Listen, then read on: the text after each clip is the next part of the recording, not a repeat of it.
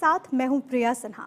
भारत 24 के CEO and editor in chief doctor Jagdish Chandra को the man of prediction यूं ही नहीं कहा जाता। साल 2024 में ऐसे कई मौके आए जब डॉक्टर जगदीश चंद्र ने द जेसी शो में भविष्यवाणियां की। ये भविष्यवाणियां वक्त के साथ 100% खरी उतरी। डॉक्टर जगदीश चंद्र ने देश के लोकसभा चुनाव से लेकर अमेरिका के राष्ट्रपति चुनाव तक, राज्यों के विधानसभा चुनाव से लेकर दुनिया में हुए बड़े घटनाक्रमों तक जो भी प्रेडिक्शन दी वो अक्षरशः सच साबित हुई। आज जब 2024 विदा ले रहा है तब हम आपके लिए डॉक्टर जगदीश चंद्र की कुछ बड़ी भविष्यवाणियों का कलेक्शन लेकर आए हैं। आइए शुरू करते हैं the man of prediction doctor Jagdish Chandra का परफेक्ट प्रेडिक्शन इनक्रेडिबल 2024। सर 2019 में मतगणना से पहले यानी 13 मई को आपने फर्स्ट इंडिया अखबार में एक हेडलाइन दी थी कि मोदी को मिलेंगे 303 सीटें। एक भविष्यवाणी थी। इस बार क्या कुछ भविष्यवाणी आप करना चाहेंगे? आपने बहुत पुरानी बात याद दिलाई और बाई चांस अखबार मेरे सामने ये देखिए, मैं कैमरा पे इस अखबार को दिखाता हूँ। इसमें लिखा है बीजेपी 303 इन ए वे, ठीक है। तो ये तो कोई सरस्वती की बात थी, सरस्वती बैठ गई थी हमारे एडिटर के मन में, हम लोगों के मन में जो है कि 13 मई को, ठीक है, अर्थात रिजल्ट निकलने से 10 दिन पहले फर्स्ट इंडिया अखबार ने हेडलाइन लगाई मोदी 170 और 303, ठीक है। और वो सही निकला, वो चमत्कार हुआ। कभी कोई यश ऐसे मिलता है व्यक्ति को, और एग्जैक्टली बीजेपी 303 आई। उससे फर्स्ट इंडिया की नई क्रेडिबिलिटी बनी, एक नया नैरेटिव बना उस अखबार के बारे में। दिस इज़ ऑल जो है। अगर सर घर में पूछा जाए, आप क्योंकि चुनाव के इस मंजर में भी सब उलझे हुए हैं, थोड़ा सुलझाने के लिए घर में आप बता दीजिए। मैं घर में जो है कैमरा बैठा हूँ, इसके बाद बता दूंगा तुम्हें जब शो खत्म होगा। लेकिन एक बात तय है कि आएगा तो मोदी ही। हेडलाइन काफ़ी है तुम्हारे लिए। सर भाजपा दावा कर रही है 400 पार और विपक्षी पार्टियां कह रही हैं 300 हमारे पास आंकड़ा होगा। तो दोनों के बीच में पॉसिबिलिटीज क्या है, 400 पार या फिर 300 की बात जो विपक्षी पार्टियां कर रही हैं, किस तरह की पॉसिबिलिटीज हैं? देखो, बेसिक पॉसिबिलिटी इस बात की है, एक तय करना है कि देश का नेतृत्व किसे सौंपें, वो कौन लीडर है देश को आगे बढ़ा सकता है। उस लीडरशिप में अगर देखा जाए तो नरेंद्र मोदी के अलावा कोई दूसरा व्यक्ति सामने नहीं दिखाई देता है। और इस चिंता के साथ में कि देश का नेतृत्व किसे सौंपें, हम संभावनाओं पर विचार कर सकते हैं। लेकिन सबसे बड़ी संभावना पे विचार करने से पहले एक बात जो कहना बहुत ज़रूरी है, वो ये है, हमारा जो आकलन है, irrespective of numbers, Modi is all set to take over the oath for the third time as the Prime Minister of the country। और इसके लिए आप देखिए, अभी आचार्य प्रमोद कृष्ण आए थे तो उन्होंने वहाँ आकर के सरेआम हमारे फंक्शन में कहा ये कि आप देखना इस बार वही नरेंद्र मोदी जाएंगे और ये कहेंगे मैं नरेंद्र दास दामोदर दास मोदी तीसरी बार प्रधानमंत्री के पद की शपथ ले रहा हूँ। आकलन है लोगों का अपना अपना, लेकिन चिंता ये भी है कि देश का नेतृत्व किसे सौंपें। अगर ऐसा नहीं हुआ तो इन सारी चिंताओं के माहौल में ही हम संभावनाओं पे विचार कर रहे हैं। And this is all academic discussion. चुनाव हो चुका है, इन ए वे 90% चुनाव हो चुका है। तो पहली संभावना 400 जिसे हम मानते हैं, मोदी भी जानते हैं, हम भी जानते हैं, ठीक है ना। It's a moral booster. ये कोई ग्राउंड रियलिटी नहीं है। आज की तारीख में 400 is not a ground reality. लेकिन चमत्कार होते हैं मोदी के जीवन में। चमत्कार हुआ, मालूम पड़ा कि 402 आ गए, वो तो एक्सेप्शन है, ठीक है। लेकिन अदरवाइज 400 की बात यहीं ख़त्म है। But Modi is the prime minister in this range. अब नेक्स्ट आ जाइए उसके बाद में, तो फेवरेबल जो आंकड़ा चल रहा है 300 से 325, ठीक है, very nice. Modi is again the prime minister. ये मैं अकेले बीजेपी की बातें कर रहा हूँ, एक्सक्लूडिंग एनडीए, ठीक है। फिर उसके बाद में आ जाइए 275, 270 और 300 के बीच में, ठीक है, again Modi is the prime minister. और 5-7 कम पड़ेंगे तो एनडीए है ना 30 सीटों के साथ में, लगभग 30-35 सीट, तो Modi is again the prime minister. Fourth अब आ जाइए 252 अबव जो है ये। तब लोग सवाल उठाते हैं, और 250 की धारणा, मैं उन सब धारणाओं की व्याख्या कर रहा हूँ जो देश के लोगों के मन में हैं, मन में जो सवाल हैं उनका उत्तर दे रहे हैं हम कि क्या क्या संभावना क्या क्या हो सकती है। और हर संभावना का अंत जाके अल्टीमेटली मोदी पे होता है। एक इंटरेस्टिंग बात यह है। तो तीसरा मैंने आपसे कहा कि 250 प्लस केंद्र आप सरकार बनाते हैं तब भी मोदी हैं। तो लोग कहते हैं तब मोदी कैसे हैं? एक तो है कि एनडीए के साथ 250 और 30-35 280 हो गए आपके वन। सेकंड क्या है, सिंगल लार्जेस्ट पार्टी तो है ना मोदी, बीजेपी है ना। इन ए वे राष्ट्रपति भवन का निमंत्रण आएगा ना, शपथ होगी ना, आपका समय मिलेगा ना कम से कम 7 दिन का। और 7 दिन में मोदी अमित शाह क्या कर सकते हैं सारा देश जानता है, उनकी क्षमता देख चुका है वो। सब पार्टियां नतमस्तक होती हैं। शाम को कई दल आके अमित शाह के घर पे आ जाएंगे, रेड कारपेट होगा, स्वेच्छा से ज्वाइन करेंगे और फिर सरकार बन जाएगी। तो प्रश्न कहने का है कि जो लोग मन में अगर आकांक्षा लेके बैठे हैं विपक्ष के या कांग्रेस के या टीएमसी के किसी के कि 250 से मोदी नहीं आएगा, तो भूल कर रहे हैं। 250 पे भी मोदी है प्राइम मिनिस्टर। और ये मैंने आपसे कहा, बीजेपी में कोई प्राइम मिनिस्टर बनता है तो मोदी ही है। मोदी के अलावा या तो सरकार ही नहीं है बीजेपी की, ये मान लीजिए, और बीजेपी की सरकार है तो Modi is the only choice, इसमें कोई विकल्प नहीं है सोचने का। तो इसमें again Modi is the prime minister. अब आप और नीचे आ जाइए, 5% लोग ऐसे हैं, यूट्यूब और सब पे बड़ा हल्ला लोगों से चल रहा है कि सब 200 पे रह जाएंगे। प्रियंका गांधी कहती है 200 पे रह जाएंगे, कोई और लोग कहते हैं 200 पे रह जाएंगे। मान लीजिए चलो 200 पे रह गए, और मोदी ने सोचा कि मैं तो लड़ूंगा, मैं देश को ऐसे अनाथ होकर नहीं छोड़ सकता। मैंने जो किला खड़ा किया, जो स्वर्ग बनाया देश में, जो स्वर्णिम काल बनाया, मैं इसको छोड़ के नहीं हंसता, मैं इसका मुकाबला करूंगा 200 का। तो भाई 200 पे भी लिख के रखना, इस बात को नोट कर लेना। तुम इस बात को शिखा कि 200 पर भी प्लस एनडीए और प्लस शाम को जो अमित शाह के घर पे लोग आएंगे चाय पीने, और शाम को घोषणा होगी और आदित्य ब्रेकिंग न्यूज़ देगी कि ये दल भी मोदी के साथ है, तो सरकार बनेगी, फिर मोदी है। अब एक अंतिम बात पे आ जाइए। बहुत से लोग ऐसा सोचते हैं चलो ये नहीं तो ये बताइए 200 पे रह गए तो क्या होगा, 200 से कम पे रह गए, 200 से कम में जाता नहीं हूँ मैं। और फिर अति है, विशेषण का दुरुपयोग है, एक तरफ 200 के नीचे जाना एक कहते हैं। तो ये सारी स्थितियाँ हैं। लेकिन अब दूसरी तरफ क्या है, कांग्रेस वाले तैयार हैं। जयराम रमेश काफ़ी सुलझे व्यक्ति हैं वैसे comparatively in the Congress setup जो है। उन्होंने कहा किसी भी आप चिंता मत करिए, हमें मौका दीजिए, बीजेपी एक बार 200 पे आ जाए फिर हम पे छोड़िए। उनको भी आशा किरण है, ठीक है। अब वो कहते हैं क्या होगा कि हमने तय कर लिया है कि जो सबसे बड़ी पार्टी होगी, सो कॉल्ड अपोजिशन, यूपीए जो भी आप कहते हैं उसको जो है, उसका नेता होगा, वो प्रधानमंत्री होगा। बाकी हम सब विभाग बांट लेंगे। हम 2004 में ऐसा कर चुके हैं, मनमोहन सिंह ने पूरे 5 साल शासन चलाया था, हम भी चलाएंगे, ये उनका ऐसा मानना है, ठीक है। एक पल के लिए मान लेता हूँ मैं, एनालिसिस की बात है ना, कल्पना की उड़ान तो एनालिसिस में कहीं भी जा सकती है कि चलिए उन्होंने बना ली सरकार, मान लीजिए हैं, तो नरेंद्र मोदी कितने दिन चलने देंगे सरकार को भाई? Narendra Modi will always remain a force in India another 20 years. चाहे प्रधानमंत्री रहें चाहे प्रधानमंत्री नहीं रहें, कैसी भी स्थिति में रहें, वो फोर्स हैं। वो इतना आंदोलन खड़ा कर देंगे अगले 6 महीने के अंदर, सरकार को मुश्किल हो जाएगी। क्यों? उनके मुद्दे ऐसे होंगे, जनता बेसिकली तो साथ रहती है ना उनके, 10-20 सीट ऊपर नीचे हो सकती है। तो इस देश की राजनीति में अगले 15-20 साल तक मोदी ही दिखते हैं, किसी भी संख्या को कैसे आप ले लीजिए। जब मैं कहता हूँ कि irrespective of numbers Narendra Modi will form the government, तो उसका तात्पर्य ये है, उसका भावार्थ ये है कि सिंगल लार्जेस्ट पार्टी होने के नाते सरकार बनाने का निमंत्रण नरेंद्र मोदी को मिलेगा। और उसके बाद में जो शक्ति परीक्षण होगा, फ्लोर टेस्ट होगा, उसमें नरेंद्र मोदी के हारने के कोई चांसेस नहीं हैं। कटसी अमित शाह, ये मोदी सरकार है, ये स्वर्गीय अटल बिहारी वाजपेयी की सरकार नहीं है जो एक मत से हार जाए फ्लोर टेस्ट में। इसलिए हर स्थिति में अगर फ्लोर टेस्ट होता है तो मोदी सरकार के हारने की संभावनाएं 0 हैं। तो कुल मिला के सारी संभावनाओं का जो सारांश है, जो अंत है आज की तारीख में, वो ये है, विद और without majority, clear majority, Modi is the prime minister. Very well explain. Sir, मैंने सुना है कि नरेंद्र मोदी के शपथ ग्रहण की तैयारियां शुरू हो चुकी हैं, आपके पास है क्या कोई इन्फॉर्मेशन? ब्रिलियंट क्वेश्चन, लगता है मुझे भी ऐसा है, क्योंकि मेंटली तो नरेंद्र मोदी प्रधानमंत्री की शपथ ले चुके हैं। उनका पीएमओ, उनका सारा दफ्तर, उनके सब इसी ढंग से काम कर रहे हैं जैसे अनवरत होता है ना, इन कंटिन्यूशन हम काम करेंगे। विदेश के लोग भी ये मानते हैं कि प्रधानमंत्री हैं, यही रहेंगे।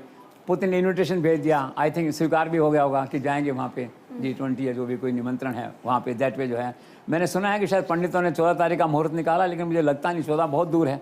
उससे पहले तो उनको उड़ीसा जाना है 10 तारीख को, और ये प्राइम मिनिस्टर जाएंगे उड़ीसा सीएम के शपथ में, अगर सीएम वहाँ बनता है तो ज्योतिष काम कर रहे हैं इस पर। मुझे लगता है, मेरा खुद का आकलन ये है कि 4 को रिजल्ट आएगा, रात को तो मेरे ख्याल से 7, 8, 9 तक उनकी शपथ हो जानी चाहिए, ऐसा मेरा आकलन है। एंड देन व्यक्ति परिस्थितियों का दास है, आज मेरा आकलन है ये। This is all, let's see. बाकी ये है कि वो शपथ की तैयारियां बिल्कुल निश्चित तौर पे होंगी शुरू, और मानसिक रूप से वो शपथ ले चुके हैं। सर, बाहर ऐसी चर्चाएं हैं कि राजस्थान के मंत्री डॉक्टर किरोड़ीलाल मीणा अपने वादे के अनुसार इस्तीफा दे रहे हैं। ऐसे में भाजपा की अंदरूनी राजनीति पर इसका क्या कुछ प्रभाव पड़ता हुआ नजर आ रहा है? Kirodilal is a mystery eight the moment. पहले तो उन्होंने अनाउंस कर दिया था कि मैं 7 में से 1 भी सीट हार जाऊंगा तो मैं इस्तीफा दे दूंगा। फिर चर्चा आई भी थी कि इस्तीफा उन्होंने 4 तारीख की शाम को दे दिया है। मीटिंग थी डिपार्टमेंट की, उसमें गए नहीं। एक मीटिंग सीएमओ में थी, मीटिंग पोस्टपोन हो गई। तो बिलीव तो यही किया जाता है कि इस्तीफा दे चुके हैं वो, लेकिन जो भी सूत्र हैं आसपास के वो सब यही कहते हैं कि इस्तीफा नहीं दिया अभी, कल कहते हैं शायद वो वापस ज्वाइन करने वाले थे। तो अब वो ये इम्पोर्टेंट नहीं इस्तीफा दिया या नहीं दिया, इम्पोर्टेंट ये है कि नेक्स्ट मंत्रिमंडल विस्तार में किरोड़ी लाल का क्या होता है, क्या उसका एम्पावरमेंट होता है, कि मच अवेटेड एम्पावरमेंट हो डॉक्टर किरोड़ी लाल जिसे कहना चाहिए। और एक उनके भाई बैठे हैं खाली, जगमोहन मीणा, जिनका टिकट का सॉर्ट आउट नहीं हुआ था, तो क्या सोल्यूशन है? क्या किसी बोर्ड में चेयरमैन बना रहे हो उनको, या अब उपचुनाव होंगे मान लो, या किसी उपचुनाव में टिकट दे रहे हो, या क्या कर रहे हो? मतलब ये सब इश्यूज हैं किरोड़ी लाल से रिलेटेड। अब किरोड़ी लाल का तो ये सीधा सा है भाई, मैं तो ऐसा मानता हूँ कि इस्तीफा दे दिया उन्होंने, ऐसा मुझे कभी कभी लगता है टेक्निकली जो है। और उन्होंने कहा कि मैं तो गरीब किसान इनकी सेवा हमेशा रहूँगा, मंत्री रहना मेरे लिए इसे कोई ज़रूरी नहीं है। तो आप तो प्रैक्टिकली मानो वो इस्तीफा वो दे चुके हैं, और नहीं दिया है तो खाली फ़ोन आ गया होगा मत करना इस्तीफा, रुक गए होंगे, जेब में वापस डाल लिया होगा, इतनी सी बात है। बाकी for all practical purposes he stands as a resignated minister at the moment. आज का मुझे पता नहीं, कल तक मुझे ऐसा लगता था कोई मीटिंग ले रहे हैं वो अपने आप में एक फोर्स हैं। तो मुझे ऐसा लगता है कि इस्तीफ़ा हुआ है तो वापस हो जाएगा, या फिर होगा नहीं, और किरोड़ी लाल का प्रॉपर रिहेबिलिटेशन थोड़ा सा डिपार्टमेंट्स वगैरह का जो है जिम्मेदारी का वो हो जाएगा, और जगमोहन का भी कुछ न कुछ होगा। This vote I guess. Sir, अपने वादे के मुताबिक क्या उमर अब्दुल्ला दरबार प्रथा फिर से शुरू कर पाएंगे? कर सकते हैं। ये एक ऐसा विषय है जिसमें बहुत कोई कंट्रोवर्सी इन्वॉल्व नहीं, खाली 200-300 करोड़ रुपए खर्चे की बात है। अगर उनको साइकोलॉजिकली अच्छा लगता है कि ठीक है दरबार होना चाहिए, अपन 6 महीने वहाँ रहेंगे, 6 महीने यहाँ रहेंगे, ठीक है ना, तो सामाजिक ऐसा माहौल बन गया घर परिवार के अंदर, और वो आए यहाँ पे हाथ जोड़ के उन्होंने कहा, तो ये कह सकते हैं भाई हमें तो कोई तकलीफ़ नहीं, आप देख लीजिए अपना खर्चा। फिर वो कहेंगे सब हाई कोर्ट ने कहा हुआ है, तो हाई कोर्ट में चले जाएंगे एप्लीकेशन लेकर के, हमें रेस्टोर करना चाहते हैं इसको। हाई कोर्ट भी क्या है कि सब आँख कान खुले सब रखते हैं, लोग समझते हैं बात को। तो आई थिंक कंस्ट्रक्टिव प्रपोजल है हाई कोर्ट को, अगर वो कहेंगे कि हम करना चाहते हैं तो हाई कोर्ट को क्या आपत्ति होगी। तो ये एक मांग ऐसी है, इसको अगर वो उनका खुद का मन करेगा तो ये पूरी हो सकती है, दरबार सिस्टम वापस लागू हो सकता है। कोई इसमें कोई लूज़र नहीं है एक्सेप्ट 300 करोड़ से ईयर। सर, क्या कश्मीर में लोकतंत्र की वापसी के साथ ही होगा टेररिज्म की भी वापसी? हाँ, ये एक चिंता का विषय है। मैंने कहा ना, इसकी 2-3 तरह की संभावनाएं हैं जो है। सरकार चाहे किसी की बने, टेररिज्म के वापस लौटने की संभावना है। कितनी संभावना है ये डिपेंड करेगा सरकार किसकी है और कंट्रोल कौन कर रहा है। एक पल के लिए भाजपा की सरकार बनी वहाँ पे, तो कांग्रेस वाले एनसीपी वाले नाक में दम करेंगे, ये कहा ना सड़कों पर उतर जाएंगे जो है। ये 10-20 हज़ार लोग, अभी नया मोराल है लोगों का, सरकार भी देखेगी कि चलो ठीक है आने दो इनको। 10-20 हज़ार लोग क्या जुलूस निकालेंगे, प्रदर्शन करेंगे, कश्मीर में इधर जाएंगे उधर जाएंगे, तो सरकार क्या करेगी? सरकार तो उनको फिर कंट्रोल करेगी तो वही झगड़ा होगा, वापस होगा, झगड़ा होगा फिर मिलिटेंसी कहीं न कहीं से वापस आ जाएगी। तो ये बड़ा एक कंट्राडिक्शन है सिचुएशन के अंदर कि हम लोकतंत्र की वापसी कर रहे हैं वहाँ पे, उसके साथ साथ उग्रवाद की भी वापसी हो रही है। उग्रवाद का मतलब होता है प्रदर्शन से शुरुआत होती है उग्रवाद की। प्रदर्शन है, फायरिंग है, झगड़ा है, बम गिराना, मिलिटेंट्स का लोगों को मार देना, वो फिर क्या होता है, जो प्रदर्शन आपका जो प्रोटेस्ट होता है वो टेररिज्म में कन्वर्ट हो जाता है। श्रीनगर के अंदर, कश्मीर के अंदर जो प्रोटेस्ट है, it finally turns into terrorism जो है ये। तो ये चिंता का विषय है ये। तो मुझे तो ऐसा लगता है कि लोकतंत्र की वापसी हो रही है, बहुत अच्छा है वापसी हो रही है। जैसे पहले मैंने कहा था क्या चुनाव के लिए तैयार है कश्मीर, आई कीपिंग माई फिंगर्स क्रॉस्ड, जो मैंने कहा था जो है। तो ऐसे मुझे लगता है कि ये एक चिंता का विषय, क्यूरियोसिटी है। देखते हैं सरकार बनती है वहाँ पे, और सरकार बनने के 6 महीने के अंदर, 4 महीने के अंदर क्या हालात वहाँ पे बनते हैं। लेकिन हाई रिस्क वैल्यू जिसे कहते हैं वो है सिचुएशन। सर, अब दोनों में से कोई भी जीते, लेकिन आपको क्या लगता है कि भारत के लिए हितकारी कौन होगा? देखो, भारत तो ऐसा है, Narendra Modi is in command, he dictates. सेना का विषय हो, मतलब डिफेंस का सब्जेक्ट हो, आर्म्स का प्रोक्योरमेंट हो, पॉलिटिकल मूवमेंट हो, अपनी लीडरशिप देनी हो, यहाँ का कंज्यूमर मार्केट ओपन करना हो किसी के लिए, एफडीआईज़ को अट्रैक्ट करना हो, इतने विषय आगे बढ़ गए हैं। इकॉनमी इतनी आगे बढ़ गई है कि politics has taken A back seat, economy has taken A front seat. और आज की तारीख में अमेरिका कोई भी राष्ट्रपति बने, कोई भी हो, वो भारत को इग्नोर नहीं कर सकता। तो जो अब ऐसे ही चलता रहेगा, और जो नया राष्ट्रपति आएगा उसका एक ही काम होगा, आज जो रिश्ते हैं भारत अमेरिका के, उसको आगे कैसे बढ़ाया जाए, ठीक। लेकिन एकेडमिक एनालिसिस की अगर हम बात करते हैं तो it is very interesting to see कि कौन भारत के लिए हितकर है। तो पहले जानना ज़रूरी है कि नरेंद्र मोदी ट्रंप के संबंध कैसे हैं, नरेंद्र मोदी कमला के संबंध कैसे हैं, ठीक। ट्रंप उन्हें अपना दोस्त मानते हैं, और ट्रंप ने अभी पिछले दिनों कहा है जब ये जा रहे थे वहाँ पे कि नरेंद्र मोदी शानदार आदमी है, मुझसे मिलने के लिए आ रहे हैं वो। नरेंद्र मोदी मिले नहीं, इतने एंगेज थे, बिजी थे, नहीं मिले, कमला से भी नहीं मिले, इनसे भी नहीं मिले, लेकिन उनका ये हाका था इसके अंदर कि वो मुझसे मिलने के लिए आ रहे हैं, वो करीब हैं, आपस में रहते हैं ये, ठीक। और पिछली बार क्या 2019 में नरेंद्र मोदी गए थे तो हाउडो मोदी हुआ था, आपको ध्यान है? यस। टेक्सास के ह्यूस्टन शहर है शायद, वहाँ पे हुआ था, 50,000 लोग पहुँचे थे, वहाँ पे ट्रम्प भी आए थे। नरेंद्र मोदी ने 12 मिनट तक ट्रम्प की तारीफ़ की थी और मुस्कुराते रहे थे। तो रिटर्न गिफ्ट फिर मिली उनको उस समय, वो गुजरात में आए, अहमदाबाद आए, जो है 1 लाख लोगों का वो स्टेडियम, जो संसार का सबसे बड़ा क्रिकेट स्टेडियम है, वहाँ फंक्शन हुआ। नरेंद्र मोदी हाथ में हाथ लेके पूरे स्टेडियम में घूमे उनके साथ में, और उसका नाम था नमस्ते ट्रम्प, उस कैंपेन का जो नाम है। तो गदगद पराकाष्ठा जो है संबंधों की जो है। लेकिन क्या है कि जो बिजनेस की बात आती है तो वो जो ट्रम्प हैं, इज़ अनकम्फर्टेबल, या यूँ कहिए कि is more inconvenient to India, Indian business interest. पहले तो उन्होंने क्या किया, पिछली बार भारत का जो दर्जा एक स्पेशल फेवर्ड नेशन की लिस्ट है उसमें से हटा दिया उसको। उससे क्या हुआ कि 2000 ऐसे प्रोडक्ट थे जो वहाँ के बाज़ार में बेचे जा सकते थे बिना टैक्स के, वो सुविधा समाप्त होगी भारत के व्यापारियों के लिए, तो काफ़ी नाराज़गी रही। इसी पॉइंट पे उसका जो व्यू है वो डिफरेंट है, कमला का जो व्यू है। इस तरह से वो जो वीज़ा होता है H1B समथिंग ऐसा कुछ कहते हैं उसको, तो वीज़ा उन्होंने कैंसिल कर दिया, मतलब बैन कर दिया वहाँ पे। कमला ने कहा नो, हमें बाहर के लोग चाहिए, अप्रवासी लोग चाहिए, यहाँ पे आएंगे, रहेंगे, अच्छे से काम करेंगे, हमारी अर्थव्यवस्था को आगे बढ़ाएंगे। तो इस पॉइंट पे देखें तो Kamala is more favourable to Indians, ठीक। और दूसरी हम वो बिज़नेस की बात कहते हैं, Kamala appears to be more favourable to Indian businessman जो है। फिर क्या हुआ कि नरेंद्र मोदी यहाँ तक कमला का, और दूसरी बात यह है, उनका ये कहना है कि India is a big spoiler और बिग एब्यूज़र इन मार्केट टाइज, ये ट्रम्प का कहना है। तो उनका कहना है कि भारत के साथ जो समझौते होते हैं भारत उसका दुरुपयोग करता है, भारत अमेरिकन कंपनी ज़्यादा टैक्स वसूल करता है और हमें टैक्स कम देता है अमेरिका में जो है, ये उनका ऐसा आपस में व्यू रहता है। तो इकोनॉमी की दृष्टि से देखा जाए तो ट्रम्प जो है is more inconvenient to Indian business society. फिर जहाँ तक इनकी बात आती है, कमला की बात आती है, तो कमला से पहली बार नरेंद्र मोदी मिले 2021 में जो है, कहा कि भारत आइए, आपका इतिहास है सब यहाँ का जो है। तो उन्होंने उनकी माँ को पत्र भी लिखा प्रधानमंत्री ने और कहा कि भाई हज़ारों मील दूर हैं लेकिन रिश्ते हमारे जुड़े हुए हैं, अच्छे से नरेंद्र मोदी करते हैं जैसा जो है। उसके बाद लेकिन वो आई नहीं 4 साल तक यहाँ पे जो है। 23 में जब नरेंद्र मोदी वहाँ पे गए तो लंच पे बुलाया प्रधानमंत्री को जो है, और काफ़ी समय लंच पे दिया, 15 मिनट तक उन्होंने मोदी के पक्ष में ऐसे भाषण भी दिया, और एक अच्छे वर्किंग रिलेशनशिप हैं नरेंद्र मोदी और कमला के बीच में। लेकिन कुछ मुद्दे ऐसे हैं जिन पर थोड़ा सा वैचारिक मतभेद आता है, और ऐसा लगता है कमला भारतीय बैकग्राउंड कारण से भारत के कुछ जो एक्टिविस्ट हैं उनसे शायद संपर्क में हैं या उनसे ज़्यादा उनको इन्फ्लुएंस कर देते हैं।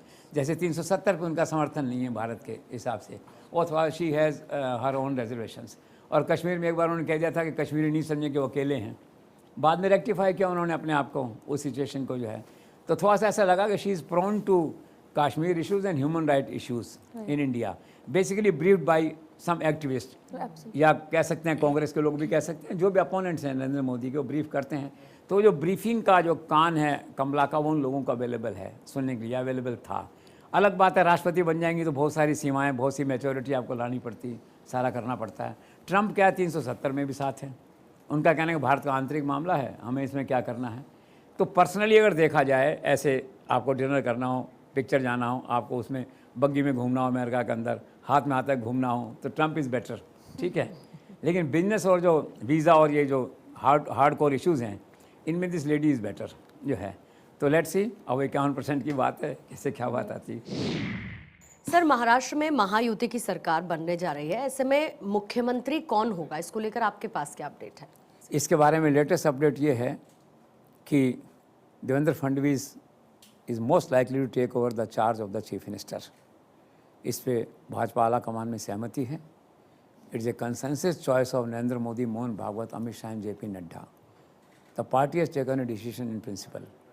अब सवाल ये है कि जो दूसरे घटक दल हैं, खास करके शिंदे हैं, जैसे अजीत कुमार तो पहले समर्थन कर चुके हैं, शिंदे की बात है, उनकी सहमति लेने की बात है इसमें जो है कि इसके लिए तैयार हैं, और थोड़ा बहुत कंसल्टेशन दूसरे लोगों से होता है, आसपास के छोटे जो लोग हैं, तो वो कंसल्टेशन का प्रोसेस अभी जारी है।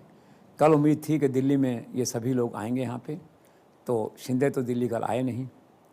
जैसे मैंने कहा था, शिंदे का थोड़ा टेम्परामेंट और एटीट्यूड थोड़ा सा डिफरेंट है, और फडणवीस यहाँ पे आए, ओम बिरला की शादी में भाग लेके चले गए। अलबत्ता उस शादी में वो एक स्टार कैंपेनर की तरह वहाँ पे थे। सब लोग दौड़े उनकी तरफ, ऑटोग्राफ लिए लोगों ने। और मैं कह सकता हूँ कि जनरल जो चॉइस है, जनरल कंसेंसस है, जो मैंने कल भी कहा था, जो पब्लिक का मैंडेट है वहाँ महाराष्ट्र में, वो इस समय फडणवीस के लिए है। और आला कमान की इस बात के लिए तारीफ़ की जानी चाहिए कि उन्होंने पब्लिक मैंडेट को ऑनर करने का मन बना लिया है और एक तरह से स्टैंड ले लिया है ऑलमोस्ट कि चीफ मिनिस्टर तो यही होंगे। अब शिंदे कल आए नहीं, तो उनके लड़के कल यहाँ पे थे, तो उसमें कुछ लोगों से बातचीत हुई, तो उनका है भी इस बारे में अभी कोई अंतिम फैसला हुआ नहीं है, उनका ऐसा मानना है। और अमित शाह से अनौपचारिक कल किसी ने पूछा तो उन्होंने कहा भी ultimately numbers matter in democracy, let's see. तो इसका मतलब ये है कि अभी तक मुख्यमंत्री के नाम पे औपचारिक सहमति सभी लोगों में या आम सहमति नहीं बनी है। हालांकि बीजेपी की चॉइस और बीजेपी का मैंडेट केवल देवेंद्र फडणवीस के पास में है। मीडिया में कुछ जो है डिफरेंट स्पेकुलेटिव स्टोरीज आई हैं जिसमें कहा गया है कि 2.5 साल का समझौता हो रहा है, 2.5 साल फडणवीस रहेंगे, 2.5 साल ये दूसरे शिंदे रहेंगे। और उससे पहले जो है अभी शिंदे और अजीत कुमार दोनों डिप्टी सीएम होंगे और हर पार्टी के अनुपात के हिसाब से उनको मंत्रिमंडल में रिप्रेजेंटेशन उनको मिल जाएगा। लेकिन अनकन्फर्म रिपोर्ट्स हैं और अथेंटिक स्थिति ये है कि BJP has endorse this Fadnavis name. अब केवल बाकी लोगों की सहमति लेनी है, 1-2 दिन में सहमति हो सकती है। और वैसे मैंने कहा था भाजपा आला कमान, अमित शाह, ये लोग जल्दी में नहीं हैं, इसलिए बहुत संभव है कि शपथ टल जाए कुछ दिन और फिर ये शपथ 2 या 3 तारीख को भी हो सकती है। लेट्स सी, अभी कई दिन बाकी हैं, इसमें क्या डेवलपमेंट होता है। लेकिन अब डेवलपमेंट की ज़्यादा गुंजाइश नहीं है ना, कि नंबर्स भाजपा के साथ हैं। आप देखिए 132 थे, 137 हो गए हैं, अगले 4 दिन में कुछ लोग और आ जाएंगे। कहीं ऐसा नहीं हो कि ये लोग भाजपा को मजबूर कर दें कि ठीक है हम तो बाहर से समर्थन देंगे, और समर्थन की ज़रूरत नहीं पड़ेगी। 145 कर लें, इनको 7-8 की कमी है, कुछ लोग आ जाएंगे, जुड़ जाएंगे। तो अब जो स्पेकुलेशन इस बात को लेके है कि भाजपा खुद अपने स्तर पे ही सरकार बना लेती है या एक मॉरल जेस्चर दिखाते हैं उन लोगों को, जो जेस्चर दिया है वो लोग स्वीकार करते हैं कि नहीं उसको। और अगर वो स्वीकार नहीं करते हैं तो then BJP can form government at its own strength. This is to be seen. लेकिन ज़्यादा संभावना इस बात की है कि अमित शाह का जो फाइनल एक डंडा चलता है वो चलेगा, सब मान जाएंगे और फिर देवेंद्र फडणवीस की शपथ हो जाएगी, ऐसा मुझे लगता है।